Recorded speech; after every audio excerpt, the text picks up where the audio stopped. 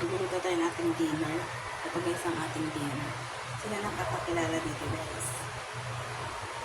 At nga, lulinisin muna natin guys. Yan ang ating dinner ngayon. Magigisa na tayo. Gigisa na natin yan. At ang ating sasahog ay ang bangus. Kaya lang guys, dapat ang ilalagay ko ay bagoong hipon yung alamang. Kaso ito lang ang meron sa akin. Kaya okay na yan guys. And guys, mag-start na tayo. Isda. Medyo marami.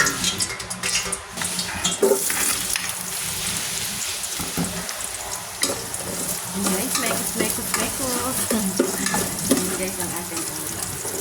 Guys, ang bunga yan ng malunggay. Ang tawag sa Tagalog yan ay hagot. Kaya ba guys, anong tawag sa inyo yan? Ito o. Yan guys. Natanggal na. Linisan ko na siya. Talagang effort guys. Yung effort.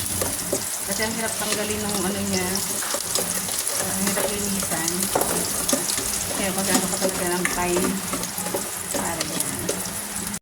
Guys, okay yung bawang sibuyas. Lumabas na yung aroma niya. Talagay natin yung kamatis. Talagay natin yung kamatis. Talagay natin yung kamatis.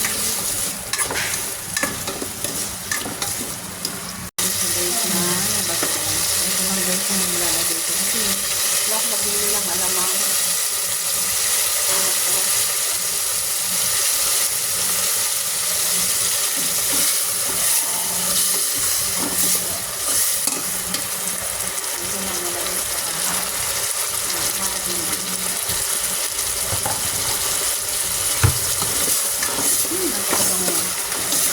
Tapos yan guys, nilalagyan na natin ito.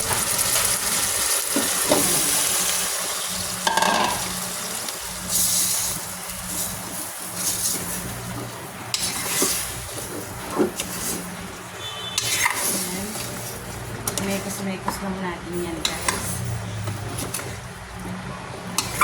Nana ko lang yung apoy guys para ma-absorb yung malunggay yung bagoong.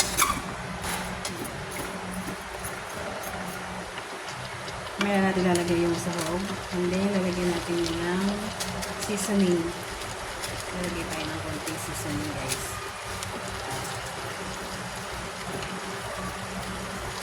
Then, tatakpan natin yan, guys, hanggang sa ay lumubog pa. Sinupulo na siya. Then, nilagay ko na dito, guys, yung ating sahog na bangus. Ayan, guys.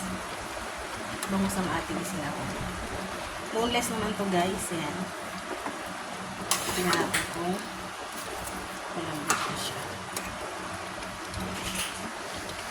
Ayan na guys, luto na ang ating dinner. Thank you for watching. Please follow, like, and share. Bye!